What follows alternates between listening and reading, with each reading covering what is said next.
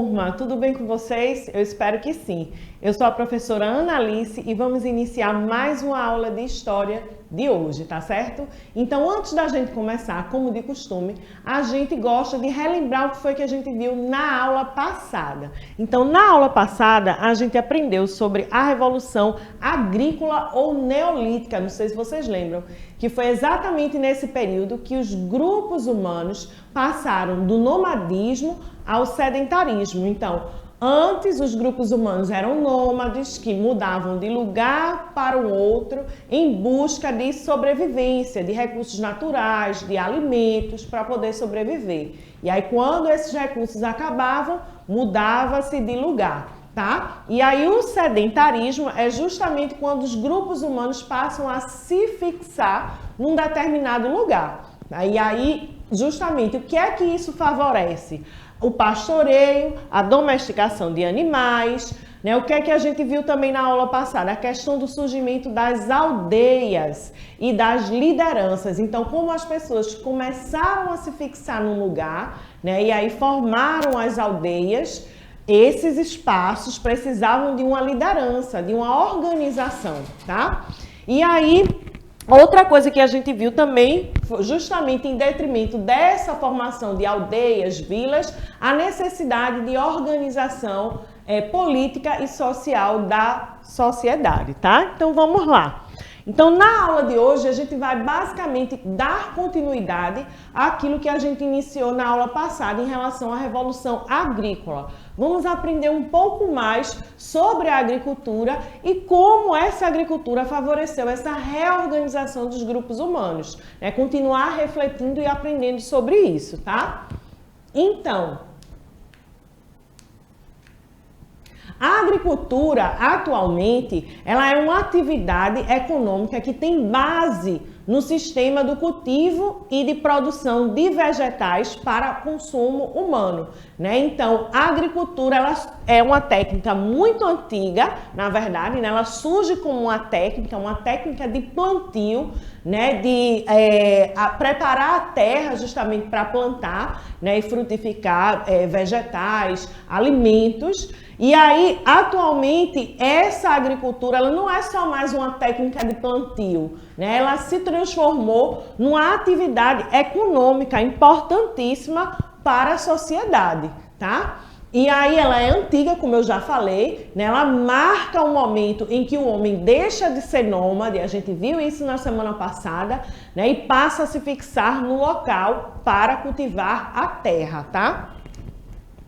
Então, como ocorreu essa ocupação, né? Onde se iniciou, quais foram as primeiras vilas, aldeias, as primeiras sociedades, né? Em que local? Então, a gente ouve muito falar, né, que a África ela é o berço da civilização, né? O berço dessa reorganização, o início, né, dos primeiros grupos humanos aí organizados em vilas e aldeias. E esse lugar onde surgiram as primeiras vilas e aldeias são chamadas de as savanas da África Oriental, né? Então, nessa região aí, né, esse lugar foram as primeiras, as savanas, né, foram as primeiras regiões do continente africano a serem povoadas por grupos de seres humanos, né, que passaram a viver num determinado lugar, se fixar nesse lugar, tá?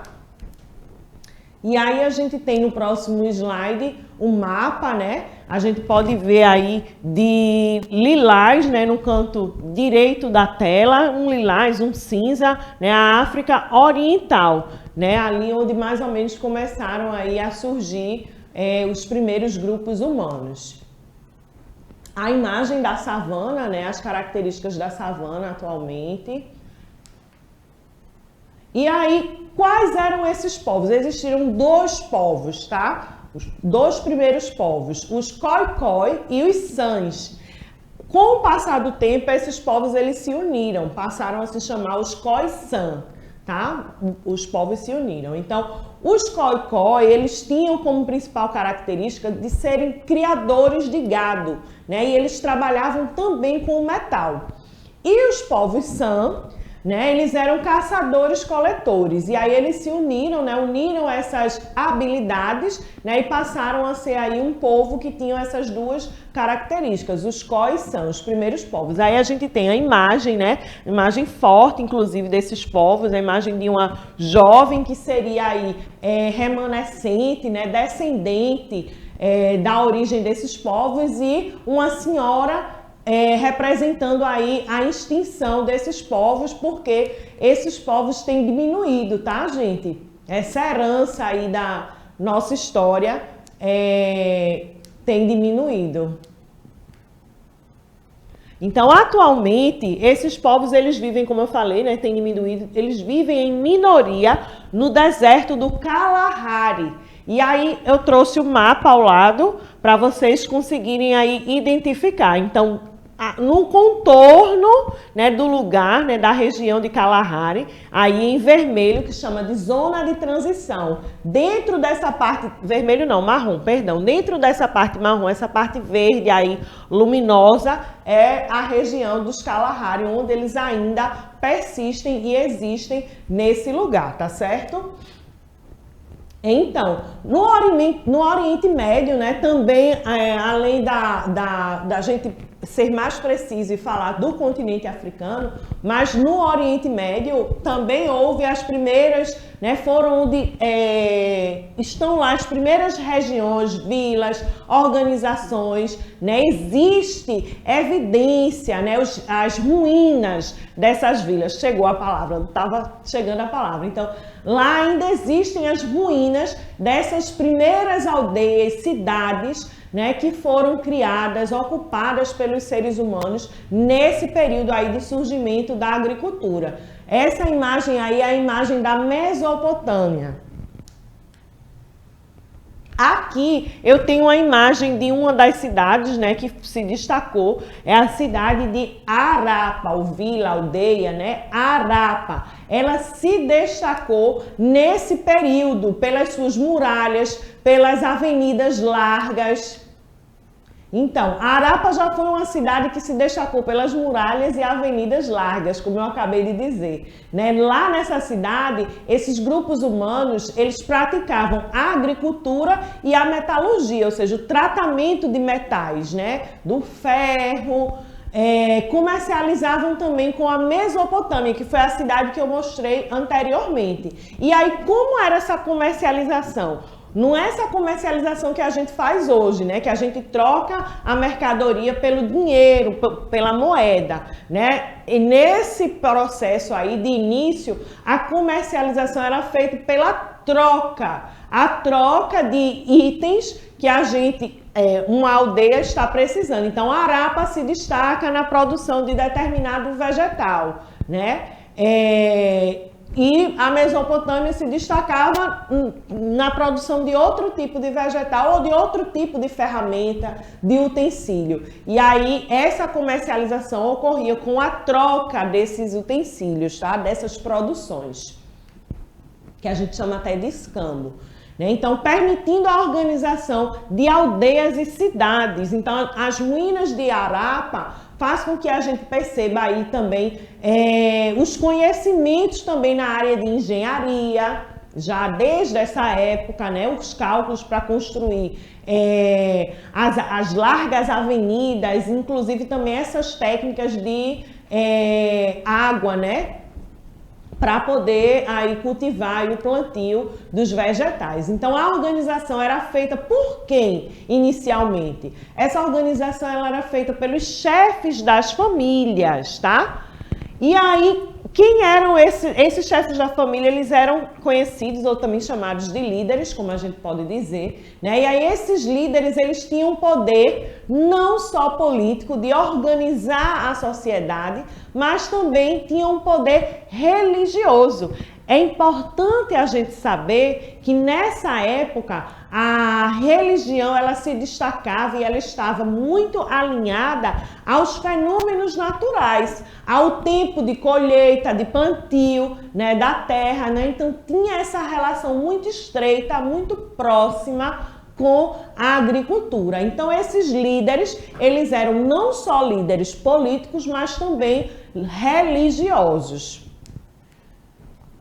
E aí os alimentos, eles passaram a ser produzidos em quantidade a mais do que o necessário, justamente para que essa troca entre cidades, né, acontecesse. Então, o excedente era destinado ao comércio, para poder suprir, né, trocar com outra aldeia, vila, cidade, aquilo que a sua estava precisando. E aí passou a servir de sustento das pessoas que eram também sacerdotes ou soldados, né, que estavam aí organizando essa sociedade para proteger também as aldeias e vilas, né? Opa, acho que passei demais. Só um minutinho. Opa, vamos lá. E aí a população, ela aumenta e à medida que essa população ela vai ficando maior, é necessário a distribuição de tarefas. Então o trabalho para que a aldeia funcione, ele começa a ser dividido, né? A divisão de tarefas.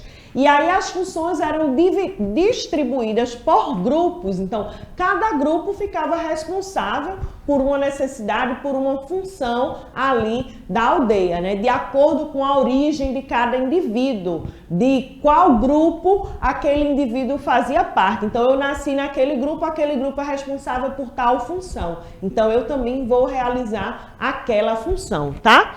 E aí os líderes, eu já falei sobre isso, né? Eles exerciam as funções de sacerdotes e de políticos, tá? E aí eles regulavam, né? Normatizavam, né? Traziam as normas, as regras de funcionamento, de vivência mesmo, de vida daquelas pessoas que compunham, que formavam a aldeia, as aldeias. Então vamos lá. E aí, atualmente, a atividade agrícola é composta por 2 sistemas básicos de plantio. Perdão, gente. Então, a gente tem a agricultura extensiva e a agricultura intensiva. Qual é a diferença entre essas duas agriculturas, esses 2 tipos, né, de agriculturas que a gente tem hoje, que são os básicos, que são os importantes? Então, a agricultura extensiva, ela tem baixa produtividade, né? Ela existe em pequenas extensões de terra, ou seja, minifúndios, né? Minifúndios, pequenas extensões de terra, latifúndios grandes, tá? Então, a utilização de técnicas simples ou rudimentares, que eram utilizados nesse período anterior que a gente acabou de falar aqui, né? Na formação, no início, no surgimento da agricultura, tá? E aí ela é reproduzida também por pequenos agricultores, né? Atualmente, tanto é que ela existe até hoje. E a agricultura intensiva, ela é de alta produtividade, de grandes extensões de terras, como eu falei, latifúndios, tá? A utilização de técnicas modernas e de mecanização, tá? Então, grandes produções de arroz, né? De alimentos aí. Então, existe também a agricultura de subsistência, também chamada de agricultura tradicional, tá? Ela é marcada por uma economia agrícola fechada de alto consumo. A gente poderia associar aí a agricultura familiar, que seria a agricultura que é autorizada aos povos quilombolas, né, que tem aí a sua autorização, seu reconhecimento, né, de comunidades quilombolas. Eles realizam a agricultura familiar. Tá? Então, baseada na policultura e realizado a partir de técnicas também rudimentares, né, como a extensiva, em pequenas propriedades e sem o auxílio de máquinas ou processo de adubagem, tudo manual, feito pelas pessoas, tá? Pequenos produtores que ficam encarregados de cuidar, cultivar e colher os alimentos, por isso que a gente pode também chamar de agricultura familiar. Vamos lá. E aí a gente tem também um outro tipo, a agricultura comercial, que pode ser chamada também de agricultura moderna, tá? Ou de mercado. E aí nessa agricultura pratica-se a monocultura, o cultivo de um tipo de alimento. Eu até falei do arroz e tal, né? Essa questão de ser uma produção intensiva, também pode ser caracterizada como agricultura comercial, porque é feito aqui apenas a produção a plantação de arroz, de milho, de cana-de-açúcar, enfim, apenas, né, um tipo só, tá? Voltada exatamente para a comercialização de produtos cultivados, né, para vender esse tipo de produto, tá? E aí é focado apenas em um único. Então vamos lá. Ainda falando dessa agricultura comercial, ela é produzida em larga escala, né, executada em grandes propriedades, grandes mesmo, né, com a utilização de substâncias como adubos, fertilizantes químicos, agrotóxicos e inseticidas, que inclusive são prejudiciais à nossa saúde, né? Então, uma das preocupações também da atualidade é sobre essa questão, né, dos agrotóxicos, das químicas que são utilizadas na agricultura, tá? E aí utiliza-se de técnicas modernas de cultivo, né, com a manipulação também genética, muitas vezes, aí, ou seja, que tem uma interferência direta humana, né, de máquinas, ou também utilizam a mão de obra especializada, como engenheiros, que vai manipular exatamente essa questão da genética, né, de alterar a substância, enfim, a matéria, né? Engenheiros, agrônomos e técnicos agrícolas para realizar esse tipo de agricultura. Eu espero que vocês tenham gostado da aula, continuem acompanhando e eu desejo para vocês bons estudos. Tchau, tchau!